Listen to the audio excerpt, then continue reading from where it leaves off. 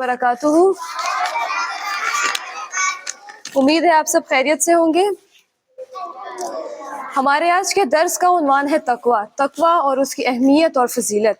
तकवा से मुराद अल्लाह ताला के खौफ और मोहब्बत में गुनाहों से बचना, हराम कामों को छोड़ना और अहकाम इलाही पर अमल करना है। ये दिल की एक ऐसी कैफियत है जो इंसान को गुनाहों से रोकती है और नेक कामों पर उभारती है। मुत्तकी शख्स अल्लाह की नाफरमानी से दूर रहता है, जिससे दुनिया और आखिरत में कामयाबी, इज्जत और तरक्की हासिल होती है। इंसान अपनी रोजी रोटी की तलाश में कभी कभी शरीयत के दायरे से बाहर निकल आता है और उसको इस फेल का एहसास भी नहीं होता। कभी कभी मालो दौलत का लालच इंसान की ताकत को इतना कमज़ोर बना देता है कि उसे हराम और हलाल के दरमियान फ़र्क का पता नहीं चलता और वो गलत कामों की तरफ राग़िब हो जाता है।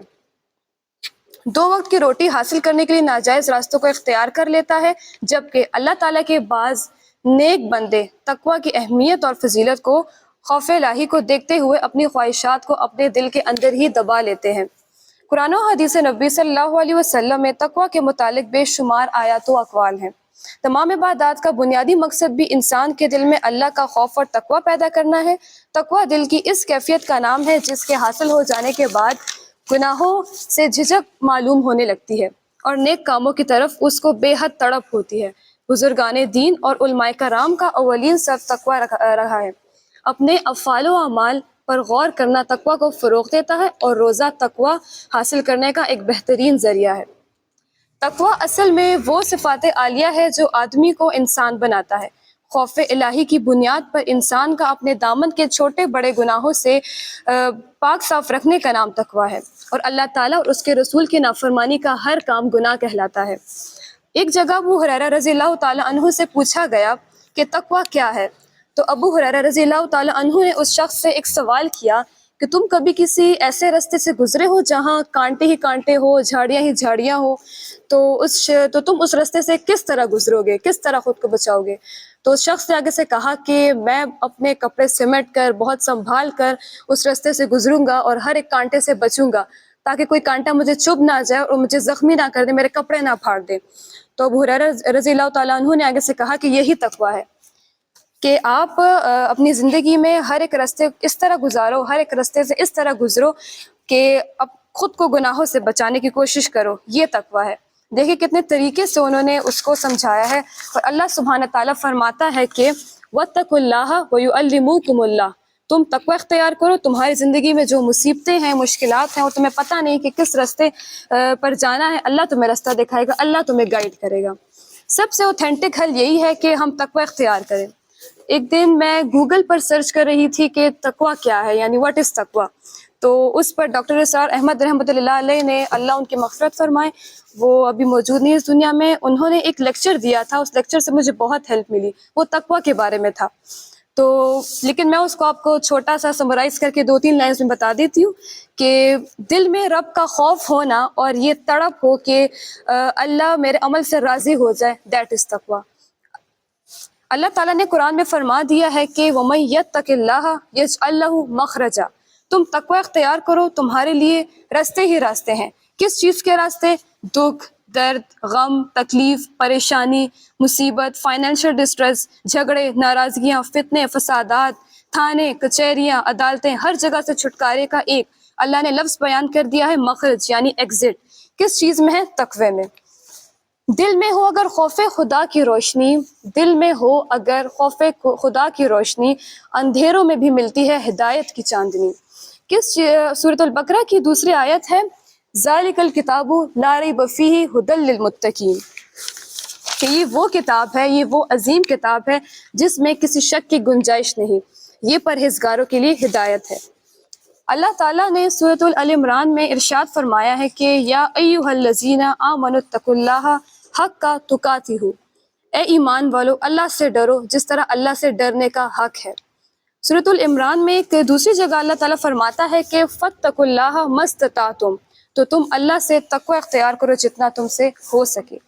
इन आयत में अल्लाह तबारक व तआला ने अपने बंदों को तकवा इख्तियार करने का हुक्म दिया है। इन आयत करीमा के अलावा बहुत सी आयत हैं जिनमें बड़े पुरजोर अंदाज में अल्लाह ताला ने अपने इंसानों से तकवा इख्तियार करने का मुतालबा किया है। بہت سی جگہ تقوی اختیار کرنے پر اجر و ثواب کا وعدہ ہے، لیکن اسی طرح جہاں تقوی اختیار کرنے پر اجر اور ثواب دینے کا کہا گیا، اسی طرح ترک تقوی پر یعنی تقوی چھوڑنے پر اللہ نے سزا دینے کا وعدہ بھی کیا ہے۔ گویا مختصر یہ سمجھ لینا چاہیے کہ جو بھی کام یا عمل ہو اس میں اگر تقوی نہ ہو تو وہ کام بیکار ہے، اور آخرت میں جنت بھی ہر انسان کو یہی تقوی کے درجات کی بنا پر ملے گی۔ سورۃ البقرہ کی آیت ہے فَاتَّقُوا اللَّهَ وَاعْلَمُوا إِنَّكُمْ إِلَيْهِ تُحْشَرُونَ، اور اللہ سے ڈرتے رہو اور جان لو کہ تم سب کو اسی کے پاس جمع کیا جائے گا۔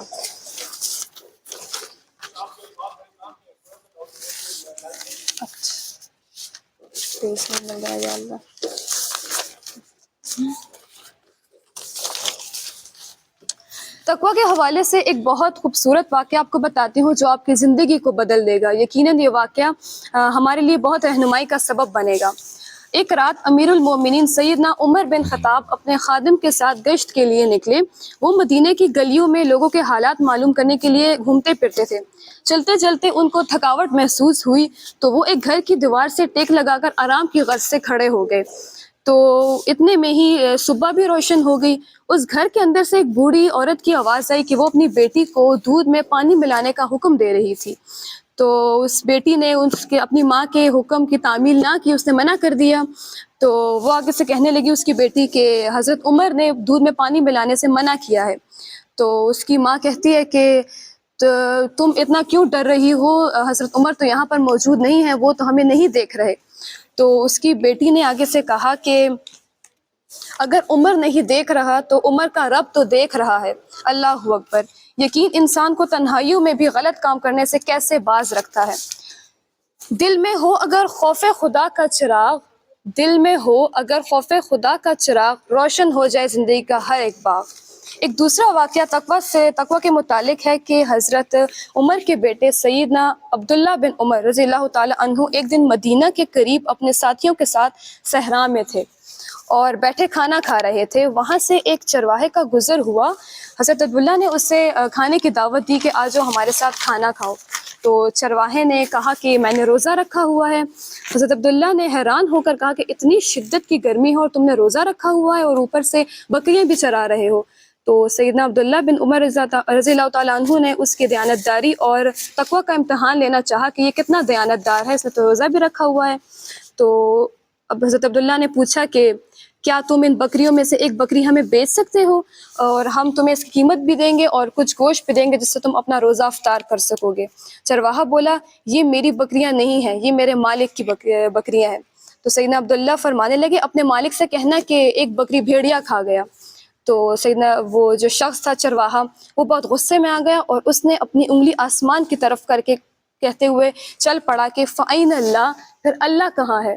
فَأَيْنَ اللَّهُ، پھر اللہ کہاں ہے؟ ابن عمر بار بار چرواہے کی بات کو دہراتے جا رہے تھے کہ فَأَيْنَ اللَّهُ، پھر اللہ کہاں ہے؟ فَأَيْنَ اللَّهُ، اللہ کہاں ہے؟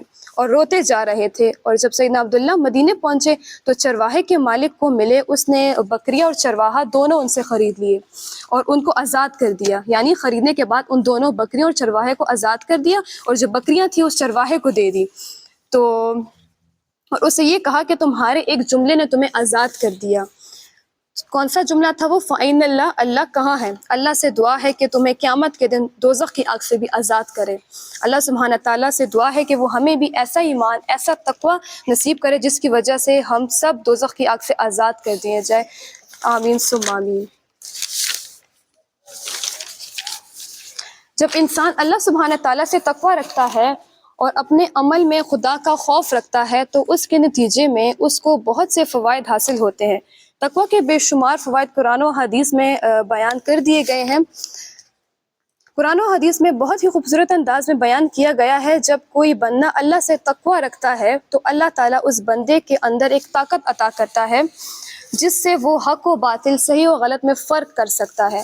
اللہ تبارک و تعالیٰ سورۃ الانفال کی آیت نمبر 29 میں فرماتا ہے اے ایمان والو، اگر تم اللہ سے ڈرو گے تو وہ تمہارے لیے حق و باطل میں فرق کرنے والی طاقت پیدا کرے گا اور تم سے تمہاری برائیاں دور کر دے گا اور تمہیں بخش دے گا، اور اللہ بڑے فضل والا ہے۔